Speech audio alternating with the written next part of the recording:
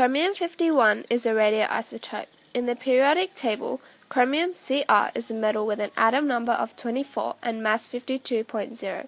Cr51 is a radioisotope because its nucleus has the same number of protons but different amount of neutrons.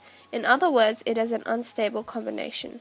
Chromium-51 has a physical half-life of 27.7 days. In other words, a half-life is radioactive decay.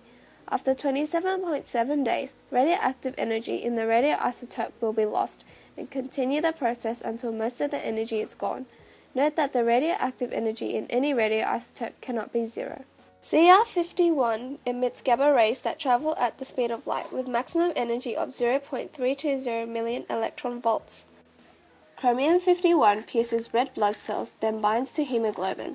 Ascorbic acid is used to reduce radioactive release, preventing further binding when it is injected into a patient. This process happens in either culture dishes or test tubes. If there is still Cr51 that's unbound, it can be abolished by washing the cells with isotonic saline. Once this process is done, the Cr51 categorized cells is injected into the patient. The Cr51 will slowly dissolve from the cells into the circulatory system with the rate of 1% a day. The tissues mainly in the spleen will eventually disintegrate. The process will continue until the labeled blood cells are sequestered by the spleen and Cr51 is released into the plasma. After the procedure is complete, a blood test is required, counting the red blood cell survival and its volume.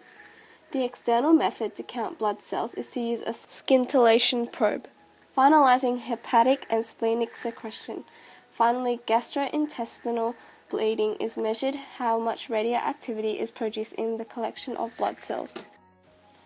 Benefits of using Cr51 is that it can identify an illness and provide treatment, and it also prevents the patient from serious infection and acts as a sterilizing agent. Disadvantages using this radioisotopes is that it involves nuclear reactors to begin production, harm to healthy tissues, cancer if it is not used properly, and to conclude, radioactive waste needs to be disposed. Overall, the radioisotope chromium-51 is helpful to diagnose people with polycythemia, leukemia, hemolytic anemia, and secondary lymphoma, gastrointestinal bleeding, and thrombocytopenia. It is vital that patients are tested so they can start treatment earlier before severe complications occur. We must credit Louis Nicolas van Calin for discovering chromium in 1797. With his discovery, many people's lives are saved.